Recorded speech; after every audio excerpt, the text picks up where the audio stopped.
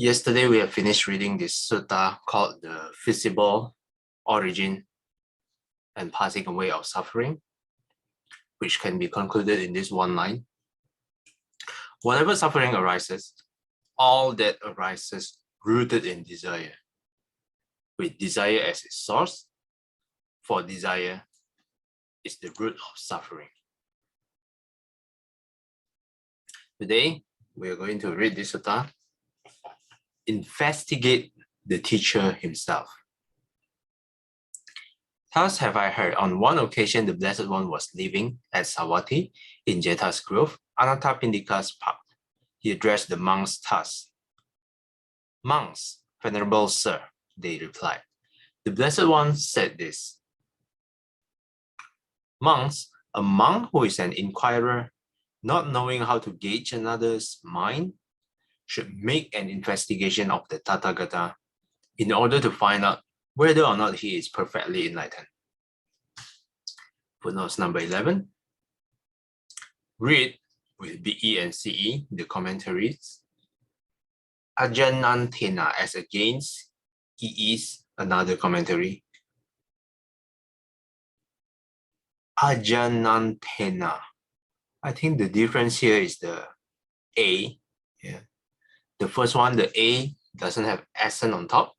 The second A has one accent on top. Ajanantena. The negative is clearly required here, since the monk who cannot directly know the Buddha's mind must infer from his bodily and verbal behavior that he is fully purified. So by the negative, I think it means this not knowing how to gauge another's mind, not knowing how to read other people's minds. Sometimes the word encompass other people's mind is used.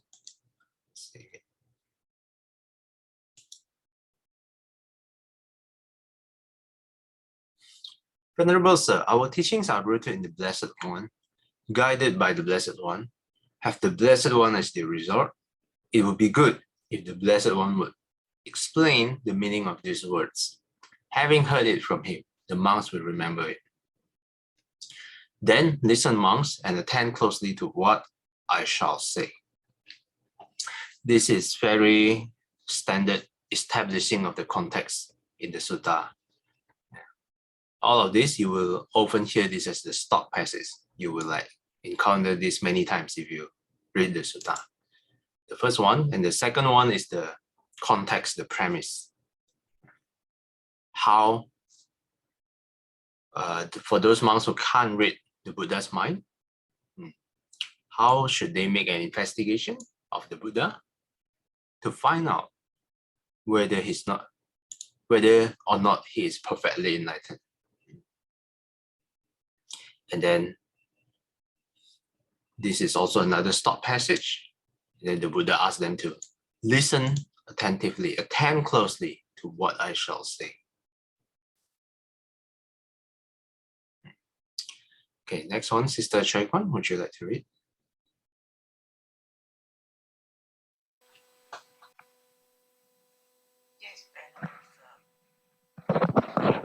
Yes, Venerable Sir, the monks replied. The Blessed One said this. Monks, a monk who is an inquirer, not knowing how to gauge another's mind, should investigate the Tathagata with respect to two kinds of states. State cognizable through the eye and through the ear, thus. Are there found in the Tathagata or not any defiled states cognizable through the eye or through the ear? When he investigates him, he comes to know no defiled state cognizable through the eye or through the ear are found in the Tathagata. Thank you. Okay, thanks, Sister Choi Kwan. Let's take a look at footnotes number 12. States cognizable through the eye are bodily actions. States cognizable through the ear are words. Okay, so with regards to these two doors, eye and ear, and then we can check the Buddha, investigate whether there are any defilements arising from that.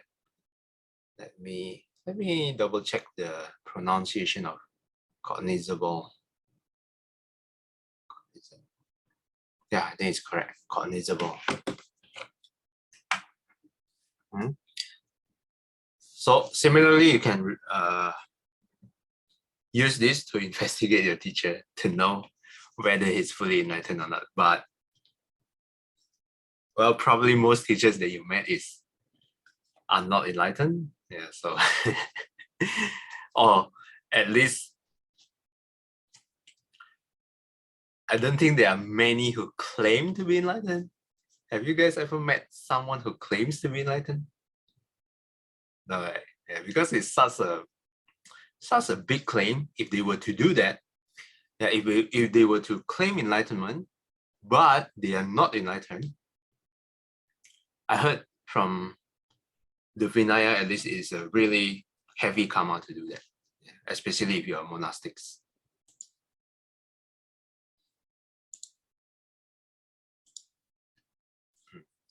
So this applies to anyone, but mostly for the people who claims to be enlightened.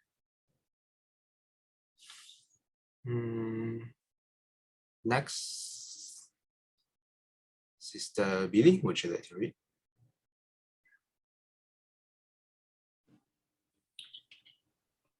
When he comes to know this, he investigates him further thus.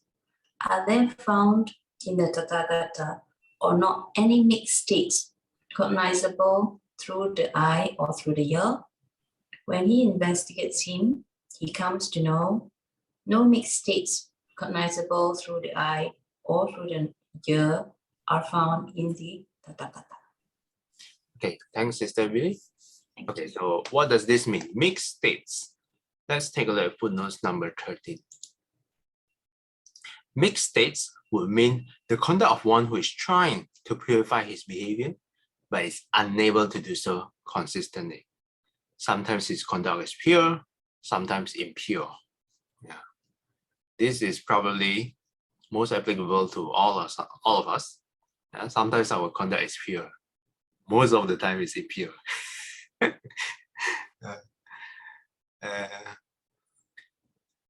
I would say this applies to most people, but to the degree someone's conduct is pure and to the degree someone's conduct is impure, that's up to the individual. Yeah, you are your own judge. How pure you are, only you know yourself.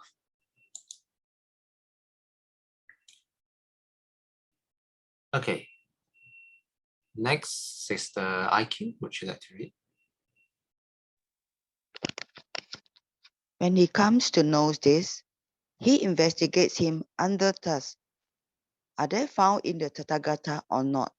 Cleansed states or cognizable through the eyes or through the ears.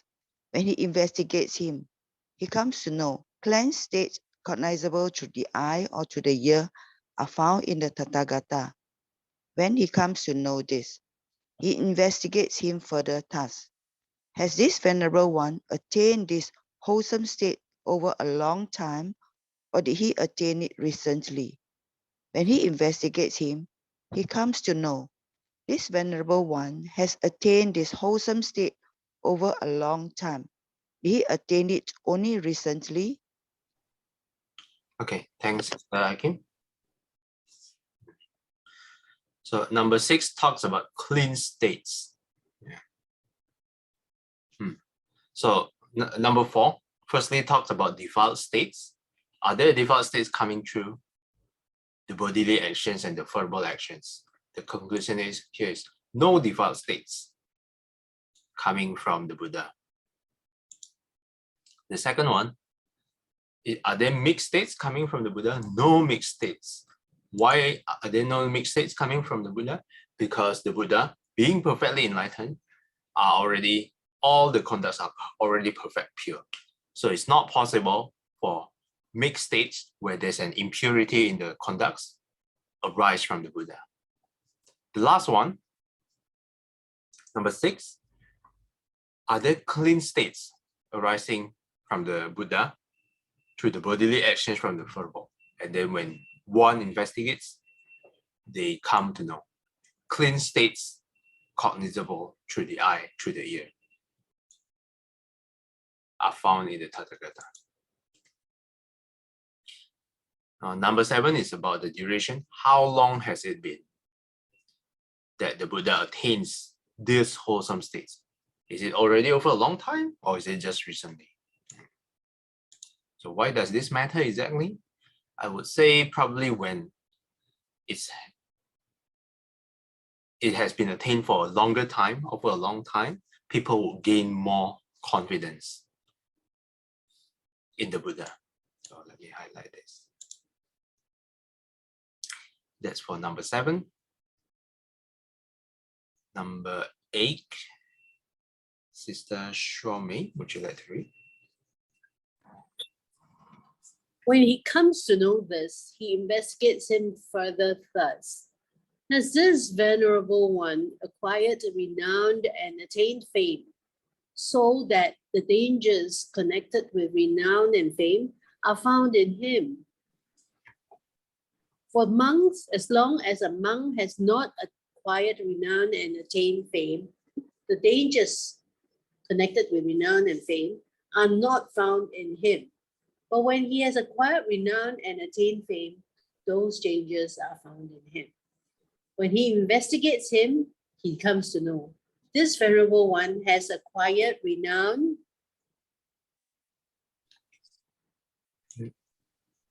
and attained fame, but the dangers connected with renown and attained fame are not found in him. Okay, thanks, Sister Shwami. Okay, what is this about, this paragraph? Firstly, let's take a look at this. This line. For monks, when a monk is not known to the public, has not acquired or renown, attained fame, of course, there's no dangers. Let me highlight this. But when someone has acquired renown and attained fame, there are dangers found in him. What are these dangers? Let's take a look at footnote number 14. P.S. The commentaries, the dangers are conceit, arrogance, etc. For some monks are calm and humble as long as they have not become well-known and popular. But when they become famous and popular, they go about acting improperly, attacking other monks like a leopard, pouncing on a herd of deer.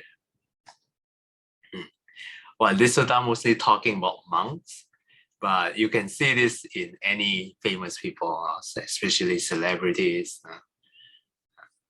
especially those young ones. When they get famous, you can see whether their conduct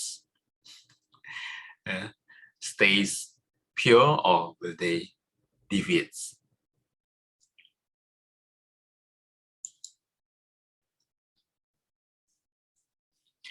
Okay, that's for number 8. I think we can try to finish this sutta by today. Number 9, when he comes to know this, he investigates him further thus. Is this venerable one restrained without fear, not restrained by fear? And does he avoid indulging in sensual pleasures because he is without lust through the destruction of lust? When he investigates him, he comes to know. This venerable one is restrained without fear, not restrained by fear. And he avoids indulging in sensual pleasure because he is without lust through the destruction of lust. So last night, I was not really hungry, but there were like bags of chips lying around. So I thought, oh, why not I just take this, for the pleasure of the tongue. So I avoid indulging in the sensual pleasures of the bag of chips. So I would imagine the enlightened ones would probably never do this. Or not probably would, of course, would not do what I did last night. Eating for pleasures when they get bored or something. I don't think they would get bored anyway. So this is the difference between us and the enlightened ones.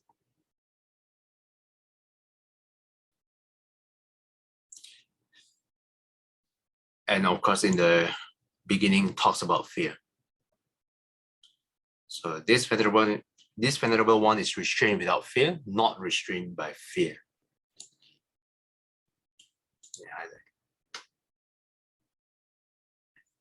Yeah.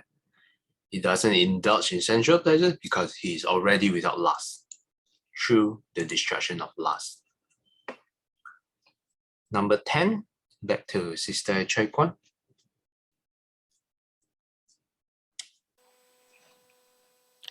Now, monks, if others should ask that monk thus, what are the Venerable One's reason, and what is his evidence whereby he says that Venerable One is restrained without fear, not restrained by fear, and he avoids indulging in sensual pleasures because he is without lust through the destruction of lust? Answering rightly, that monk would answer thus, whether that Venerable One dwells in a Sangha or alone, while some they are well behaved and some are ill behaved, and some there teach a group, while some here are seen concerned about material things, and some are unsullied by material things. Still, that Venerable One does not despise anyone because of that. And I have heard and learned this from the Blessed One's own lips. I am restrained without fear, not restrained by fear, and I avoid indulging in sensual pleasures because I am without lust through the destruction of lust. Thank you. Thanks, Sister Choi Kwan. Let's take a look at footnotes number 15. P.S. The commentary. This statement shows the Buddha's impartiality. It does not extol some and disparage others. Yeah, so the footnotes refers to this line. Yeah, the Buddha has unbiased views towards the monks.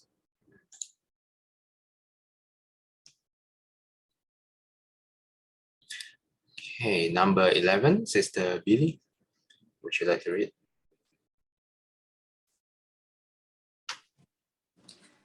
The Tathagata monks should be questioned further about that thus. Are there found in the Tathagata or not any defiled states cognizable through the eye or through the ear? The Tathagata would answer thus: no defiled states cognizable through the eye or through the ear are found in the Tathagata. Okay, thanks, Sister Billy. Thank you. What is the difference between number 11? Both are cognizable through the eye and through the ear. What is the difference between number 11 and, if you scroll back, go back up, at number 4? It's also cognizable through the eye and the ear. The difference is the 4 is just an observations, while number 11 is asking directly, inquire, question directly. Question the Buddha directly, and then the Buddha would answer directly. No default states arise from the Buddha. And similarly with number 12, Sister Aikim, would you like to read? If asked, are there found in the Tathagata or not any mixed states cognizable to the eye or to the ear? The Tathagata would answer thus: no mixed states cognizable to the eye or to the ear are found in the Tathagata. If asked, are there found in the Tathagata or not cleansed states cognizable to the eye or to the ear? The Tathagata would answer thus: cleansed states cognizable to the eye or to the ear, the ear are found in the Tathagata. They are my pathway and my domain, yet I do not identify with them. Thanks, Sister Aikim.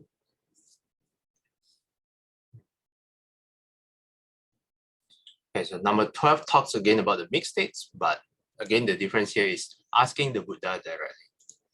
And number 13 is also about clean state, and it's also asking the Buddha directly.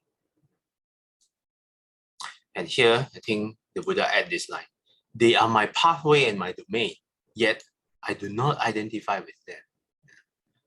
So this would imply the Buddha does not identify with anything and does not regard anything as an identity, as a self.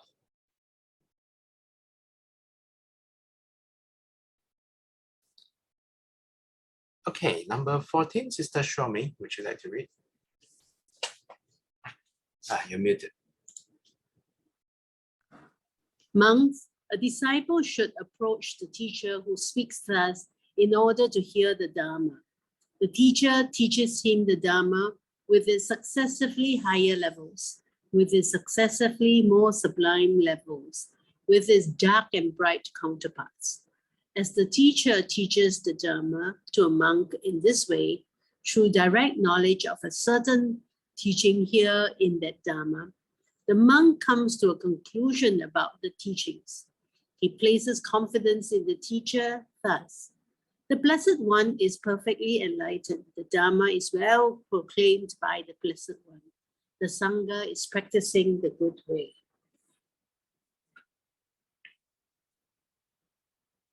Thanks, Sister Shomi.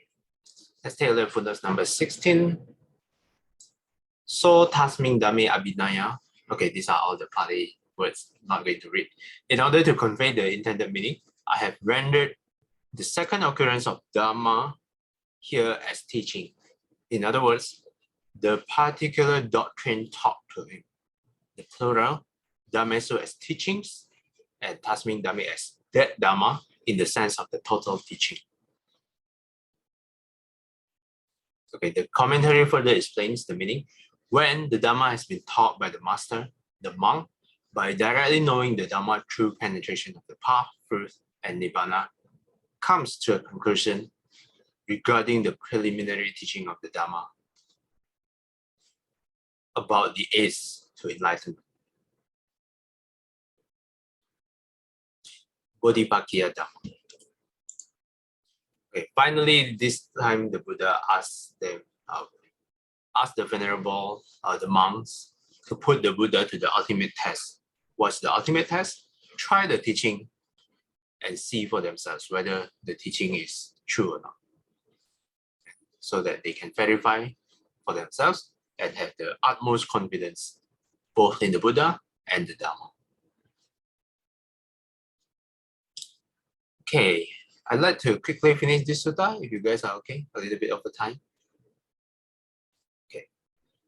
Number 15, now if others should ask that monk thus, what are the Venerable One's reasons and what is his evidence whereby he says, the Blessed One is perfectly enlightened, the Dhamma is well proclaimed by the Blessed One, the Sangha is practicing the good way.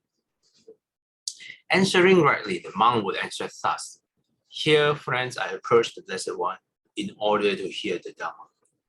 The Blessed One taught me the Dhamma with his successively higher levels, with his successively more sublime levels, with its dark and bright counterparts. As the Blessed One taught the Dhamma to me in this way, through direct knowledge of a certain teaching, here in that Dhamma, I came to a conclusion about the teachings. I placed confidence in the teacher thus, the Blessed One is perfectly enlightened. The Dhamma is well proclaimed by the Blessed One. The Sangha is practicing the good way. Monks, when anyone's faith has been planted, rooted, and established in the Tathagata, through these reasons, terms, and praises, his faith is said to be supported by reasons, rooted in vision firm, it is invincible by any ascetic or Brahmin, or Deva or Mara, or Brahma, or by anyone in the world. That is how amongst there is an investigation of the Tathagata in accordance with the Dhamma, and that is how the Tathagata is well investigated. in accordance with the Dhamma. Let's take a look at footnote number 17, the last footnote of this sutta. This refers to the faith of a noble person, Arya Pugala, who has seen the Dhamma and thus can never acknowledge any teacher other than the Buddha. So this would imply stream enterer and above. That is what the Blessed One said. The monks were satisfied and delighted in the Blessed One's words. Sadhu, sadhu, sadhu. And this is taken from Majjhima Nikaya 47, Vimangsaka Sutta. To summarize quickly, there are three methods to investigate the teacher. Firstly, through an observable bodily conduct and verbal conduct, whether they have any defilements, mixed states, and arising. If there are, then we can observe that the teacher is not fully enlightened. And whether there's a clean state arise within our observation. If there are clean state arise, then we have more confidence that the teacher is enlightened. Second way, the first way is observant, the second way is asked directly, and the third way is to put the teachings into the test, verify the teachings on our own. So that concludes this sutta. Any questions or comments?